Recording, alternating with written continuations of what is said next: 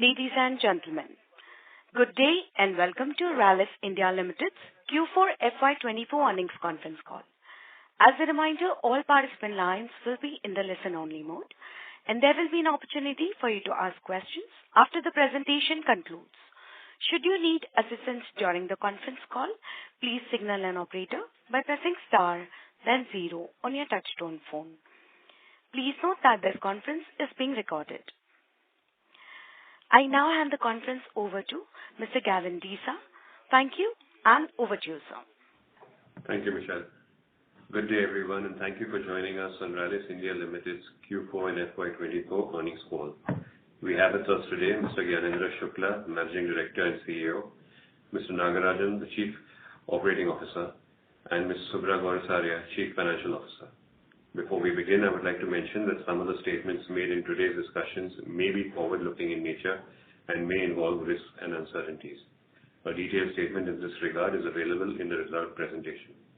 I now invite Mr. Shukla to begin proceedings of the call. Over to you, sir. Thanks, Gavin. Good morning, everyone, and thank you for joining us today in our Q4 fiscal year 24 earnings call. As mentioned by Gavin, I have alongside with me Nagarajan, who is our Chief Operating Officer, and Subhra, who is our CFO. Let me begin the discussion by delving into the industry landscape initially, post which I will discuss Rallis specific developments.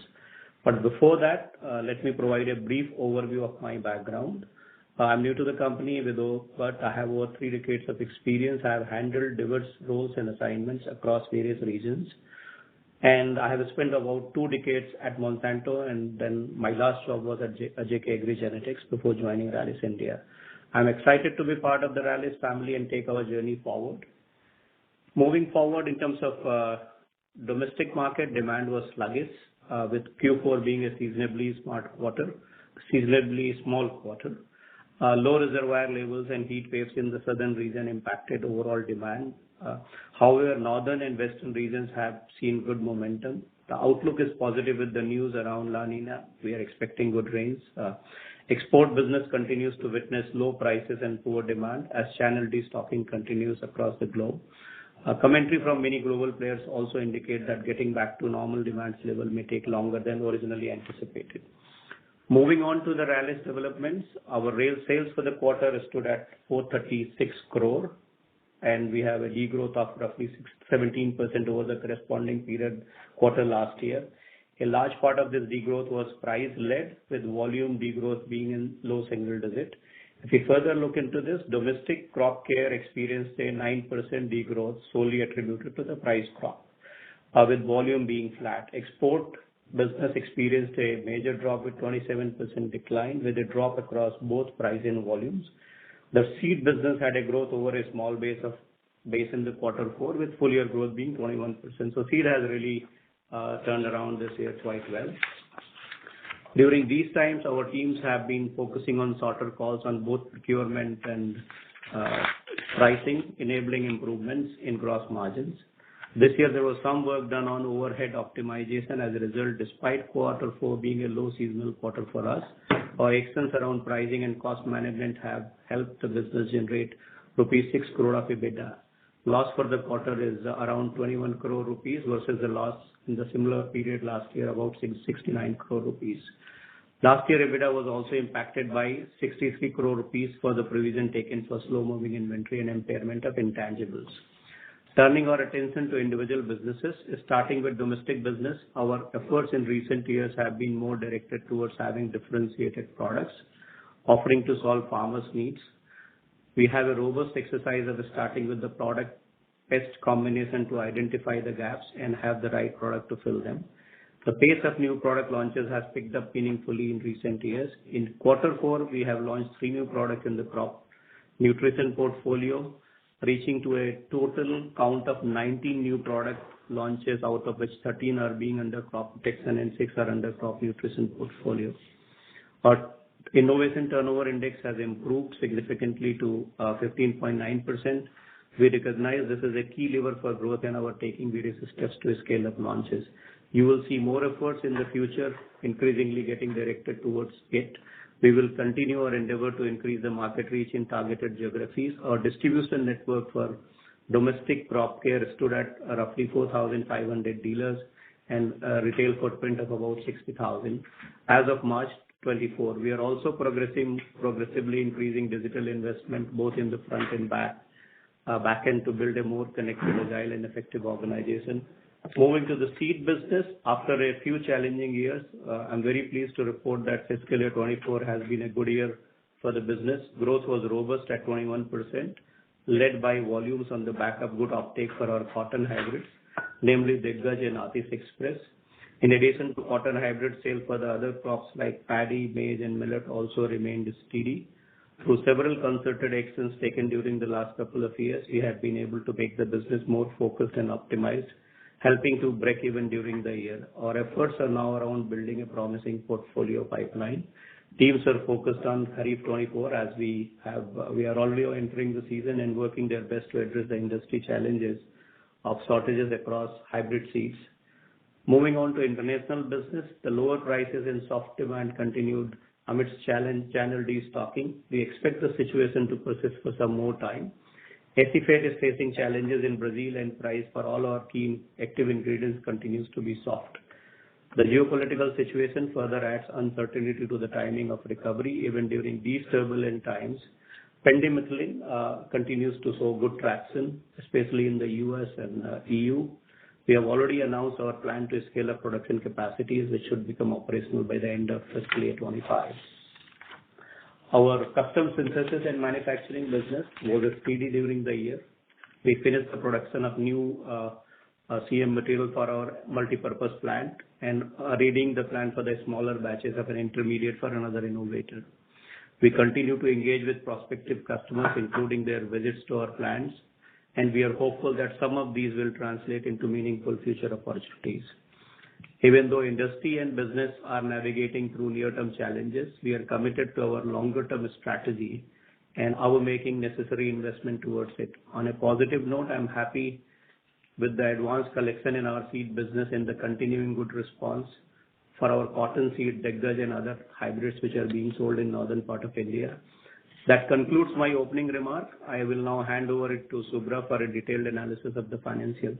Over to you, Subhra. Thank you. Good morning, everyone, and thank you for joining us today for our Q4 and FY24 earnings call. I'll walk you through our financial performance for the quarter, post which we shall commence the Q&A session. Starting with the top line for the quarter, our revenue stood at rupees 436 crores as against rupees 523 crores for the same period last year, which is lower by 17%. A large part of this drop was due to the pricing drop of 13%, which is a sharp meltdown in input costs. Exports continue to be under pressure, with the quarter degrowth being 27%. EBITDA for the quarter stood at rupees 6 crores against a total loss of 65 crores for the same period last year. Loss for the quarter stood at rupees 21 crores as against a loss of rupees 69 crores during the previous year. Moving on to business-wise performance, as far as exports are concerned, volume growth remains benign amid channel destocking. Demand trend across the key markets remains muted.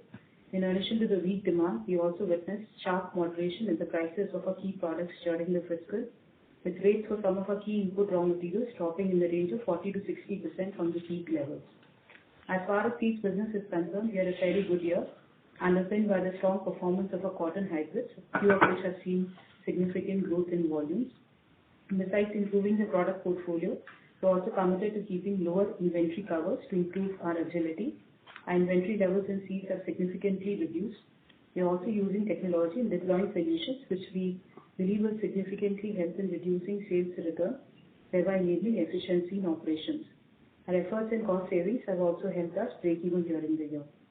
Volume growth was flat in domestic business, with price degrowth contributing to the overall degrowth of 9%. Despite this, timely actions and efforts towards improving the mix over the years have helped in improving gross profit to more than 30%. We continue to take shorter pricing and procurement costs and build strategic inventory only as it is relevant. Our actions around working capital have continued. With good efforts on inventory and debtors, we have close to 280 crores of liquid balance as on March 31st with near nil borrowings. This healthy cash position will help us instead and help us navigate these volatile times. We're also taking several steps to improve the asset utilization levels by building necessary flexibility. We expect our CapEx to be in the range of 100 to 150 crores. That concludes the opening remarks. We can now commence the Q&A. Thank you very much, ma'am. We will now begin the question and answer session. Anyone who wishes to ask questions may press star and one on their touch-tone phone. If you wish to withdraw yourself from the question queue, you may press star and two. Participants are requested to use only handsets while asking a question. Ladies and gentlemen, we will wait for a moment while the question queue assembles.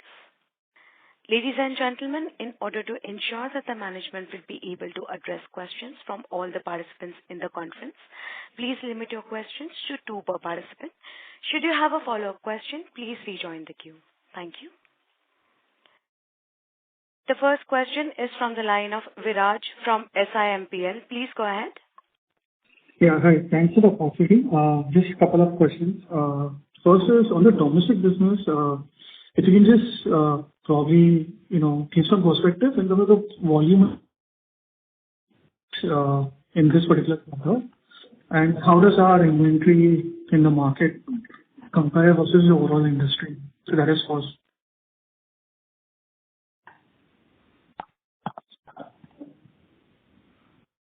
I can talk about it. So, if I got you right, Viraj, you wanted to know the inventory position in the market. We think that our inventory is a little on the higher side compared to our previous year. However, we think it is comparable to what we find in the industry. We have had some difficulties in the Q4 of last year in terms of liquidation, which has contributed to this. As far as the volume growth in the domestic business, like it has been flat. Volume growth has been flat. Okay. Second question is on the contribution margins for the company as a whole, right? And so if I look at the period between, say, 2014 to 2018, right, the company used to earn average contribution margins, gross margins of around 44-45%. And if you look at each of those two businesses, say, Crockett used to earn upwards of 40 to 43%. Seeds used to be close to 50% gross margin. But since 2019, since we don't publish, if you look at the period between 2019 to 2024, that moderation has come down to 40% in gross margin. So if one wants to just understand the factors which contributed to a higher contribution margin in that period between 2014 to 2018, and the reasons for moderation in the last 5 years. So why I'm asking this is because if I look at Q4 particularly, we reported a contribution margin of roughly around 44%, which is the highest it has been in the last 6 years. So if one can just give a perspective, the reasons why we used to earn such a high margin in the past and the reasons for moderation and how one should look at contribution margin behaving for us in the future. So, Viraj, firstly, I think given the seasonality of the business, you should only look at annualized numbers, not look at quarter numbers in terms of gross margin.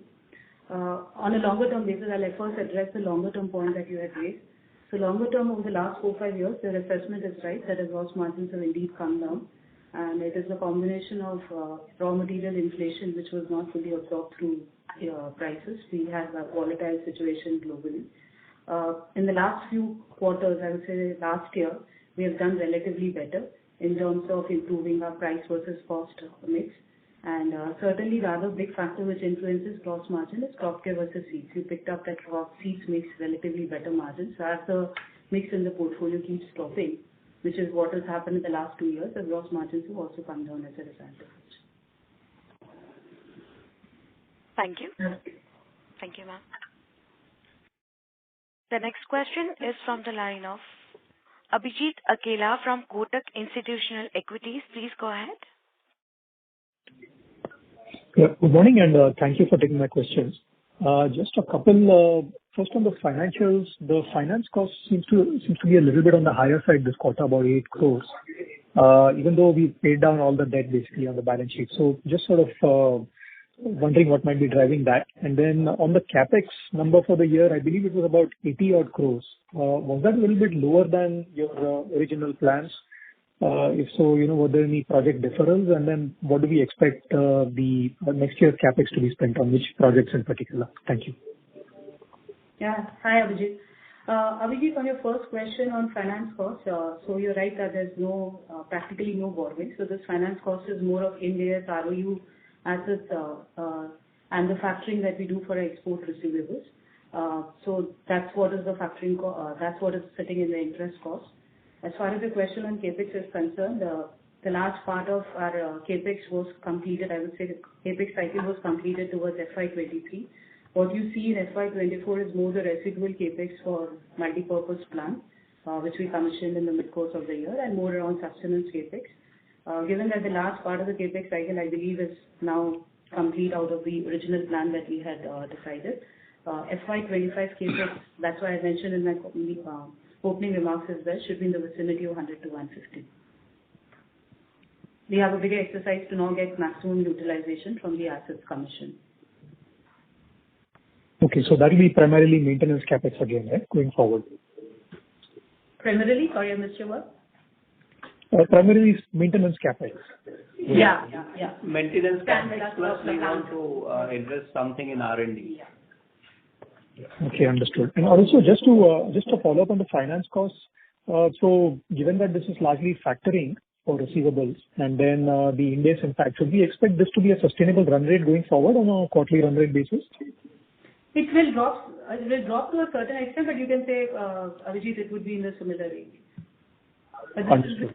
You would have seen that in our balance sheet also, you would have seen the ROU assets have also gone up.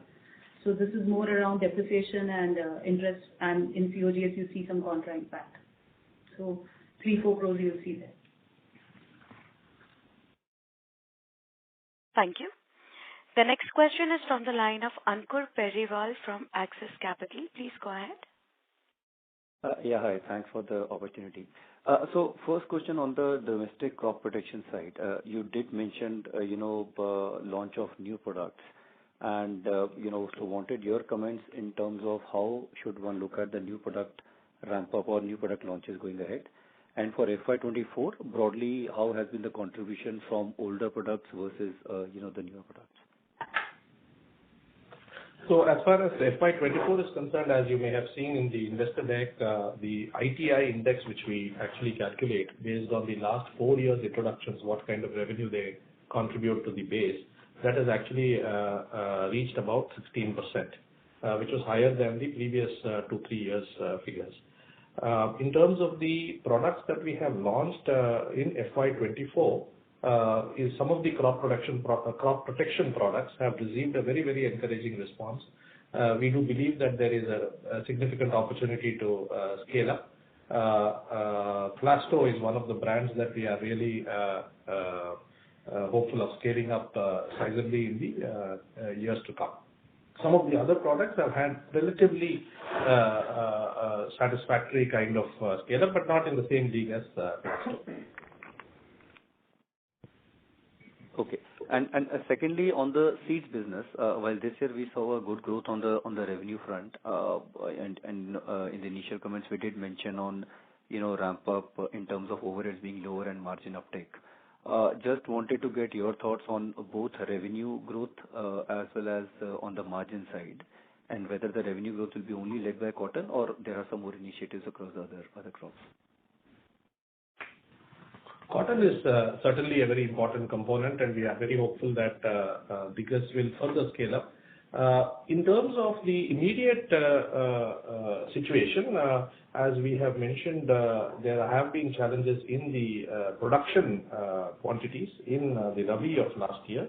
But if you discount that and kind of look at it over a longer time frame, we certainly believe we have opportunity to scale up in both paddy, maize, in paddy, maize, and in bajra. All the 3 crops. Thank you. The next question is from the line of Rohan Gupta from Nuvama. Please go ahead. Yeah, hi team, good morning and thanks for the opportunity. So my question is that in last 4 to 5 years, we had a vision of almost capex of 800 crores in driving the capacities in different verticals in the company. I think that is exercise is broadly over now. However, not much reflected in the bottom line of the company, but at least the CapEx cycle is over. Just wanted to understand that at the management level, do you have any further thought process? So you gave some number of next year CapEx of close to 100 crore, but do you have that over next 3 to 4 years, what kind of investment you want to make in the business? And if not, then we are still a very healthy cash flow generating company. So what are the expected uses of the free cash flow which we are going to generate over next 3 to 4 years? Yeah. So, thanks, Rohan. I think as far as CapEx is concerned, manufacturing side, I think we have done enough, and as we said, it will be sustenance only. On R&D side, we believe that we need to ramp up, and so the current year CapEx, we are looking at really more directed towards R&D. And I think R&D, our ability to launch new product, and then our ability to produce, these are the two fundamental things. Now, going forward, I guess our focus is going to be shifting more towards improving, enhancing our customer connect, how probably spending our increasing our marketing spend, where we can actually get more stickiness with the customers, because now back end is ready, we have to focus on the customer. So, in terms of the cranks business, which have yet not seen any significant ramp up in last 2 to 3 years, also in a B2B where the some of the product prices have been weak, do you see that that part of the business where the investment in MPP and all has already gone, and the prices have globally has stabilized? So is that business showing some kind of recovery, and do we expect that over next 2 to 3 years, do you see that any major ramp up can be seen in a crank business and also in a B2B category where we have couple of products? So you're right. I think, so we are almost getting out of a very difficult cycle, industry has gone through, and still, if you look at the commentary which has come from the global companies, still there's some residual challenges left. And the way this plant is designed, with variety of reactions we can do and variety of these things we can do, I think now really we're going to focus on B2B customer and say, look, how we can generate extra business. And part of the purpose is that we can do different kind of products.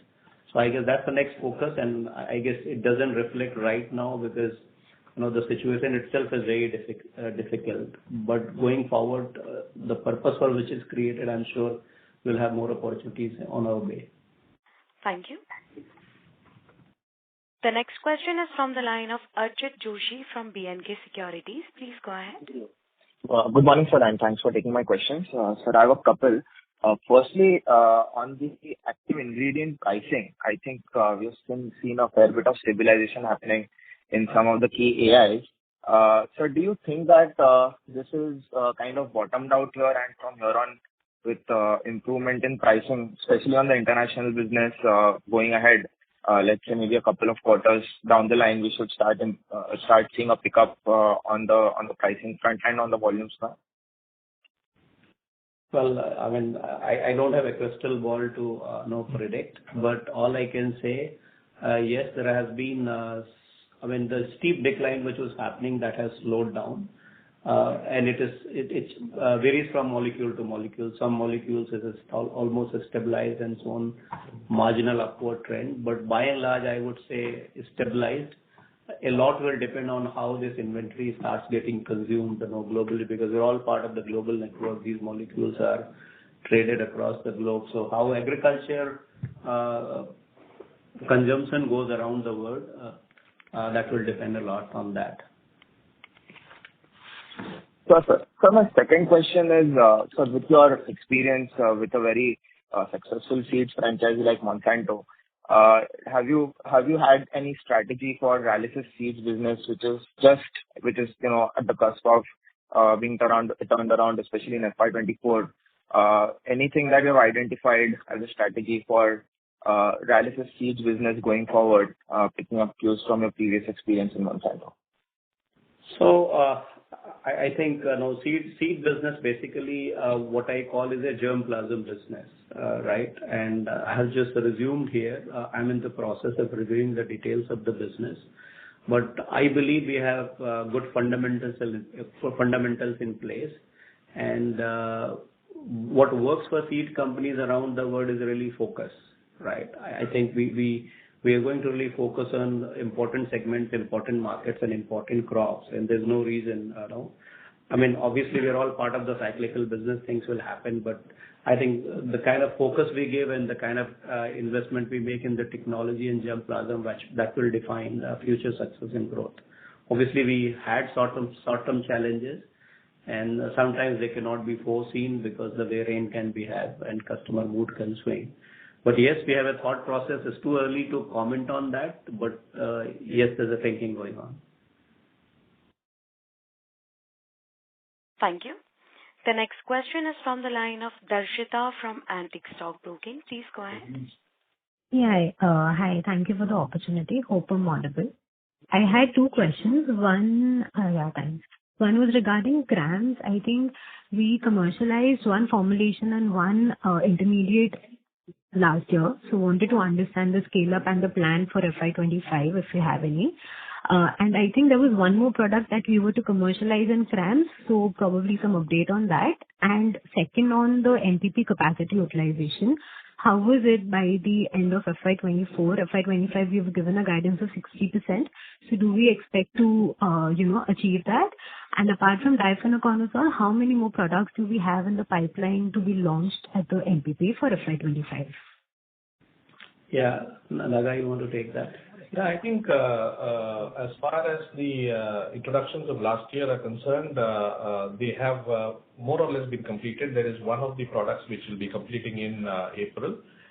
In terms of scaling up for those, certainly they are also susceptible to the kind of global challenges in terms of inventory, which the customers are also sort of experiencing.